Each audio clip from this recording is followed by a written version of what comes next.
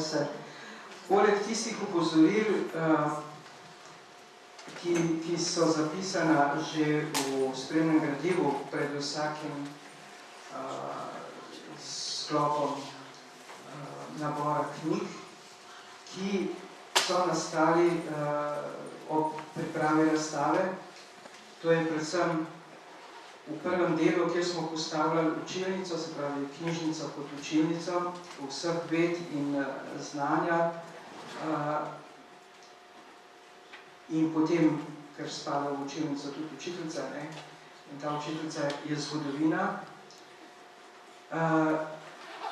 Naj ponovim, da te izbori niso popolni.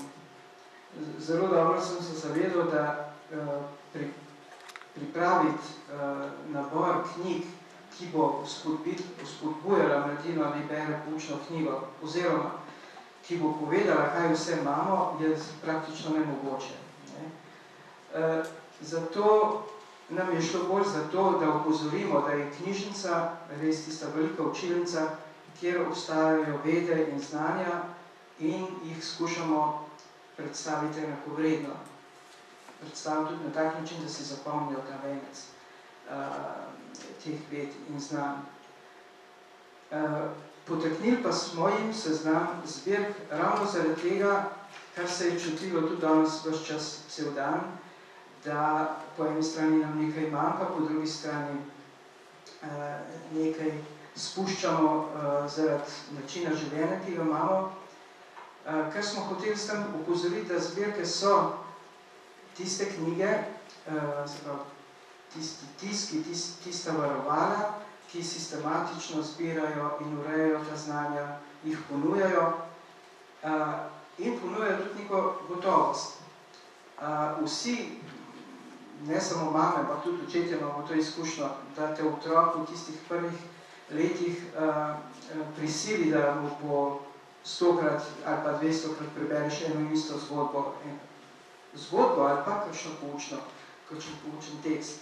Zato, ker hoče biti siguren, da je res tako. In to počnejo knjige. One s sabo nosijo avtomatično neko urejeno sigurnost, ki bo vedno taka. Ne glede na to, da vsako znanje in vsaka veda sčasoma zastari, postane in na njej gradimo nekaj novega. Ampak vse to je preverljivo. Tam je letnica, tam je avtor in vse to se da preveriti. Medtem, ko kakšni begotne Googlovi načini so in niso. Tudi če jih 100-krat eno in isto prežgeš, še vedno ne nosi sabo tist duh po gotovosti, se pravi, da bo vedno tako. Naslednjič je lahko že drugače. No, to je ena stvar.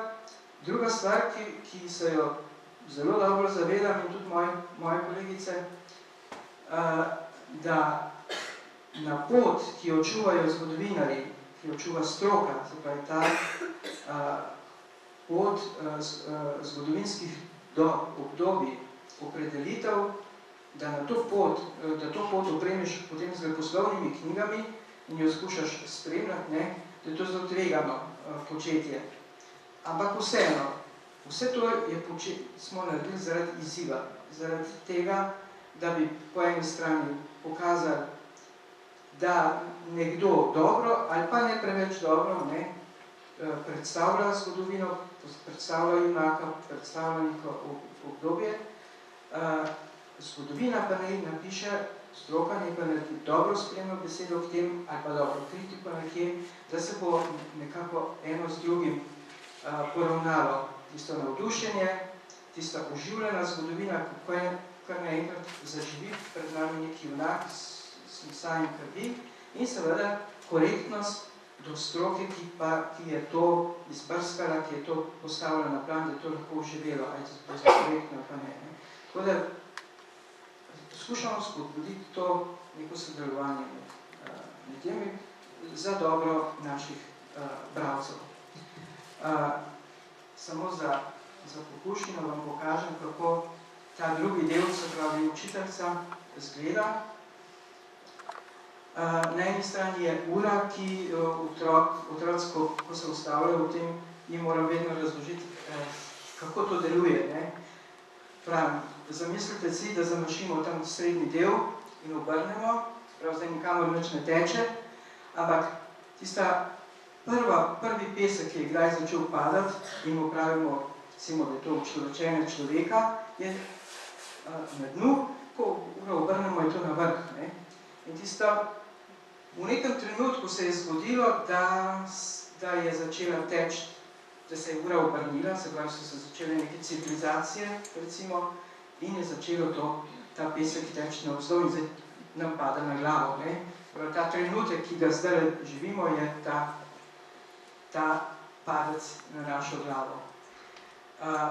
Potem smo pa opremili seveda vsako od teh obdobij s knjigami, ki so ali pa skušajo biti, želijo biti opisovalke tega obdobja. Ne? Pri tem je lahko tu in tam begotno, mogoče celo kakšna napaka, ki smo seveda jo s preverjanjem skušali se izogniti, ampak to ni bistvo. Ne? Tako kot zgodovina sama, ki najprej določi, da je ta kamen iz tega in tega stoletja, potem čez 50 let ugotovijo, da sploh ne drži in to popravlja, kar je njihova, tako seveda imamo dolžnost in priliko tudi mi kar naprej popravljati, potem tudi ali to v bobrih, kot s kakšno spremno besedo, ali v kakšni drugi